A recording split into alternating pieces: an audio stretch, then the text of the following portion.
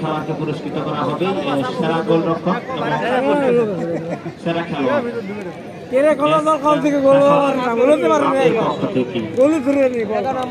দুজন খেলোয়াড়কে পুরস্কৃত করা হবে সেরা গোলরক্ষক এবং সেরা খেলোয়াড় নির্বাচিত করা হবে দুজনকে। হাতের পক্ষ থেকে প্রোপাইটার মিস্টার স্বপন মুর্মু, যেটি অবস্থান করছে 1 নং গলি ওসমানপুর বাজার ঘোড়াঘাট দিনাজপুরে।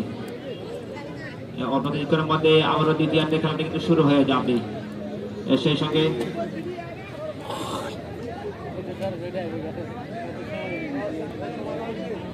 पाँच मिनट खेला देवे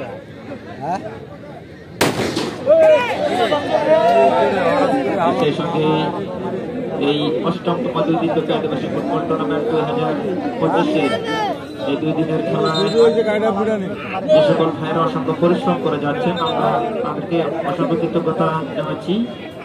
খেলা পরিচালনা কমিটিতে যারা রয়েছেন তাদের নাম আরেকটিবার আপনাদের সঙ্গে উচ্চারণ করতে চাই।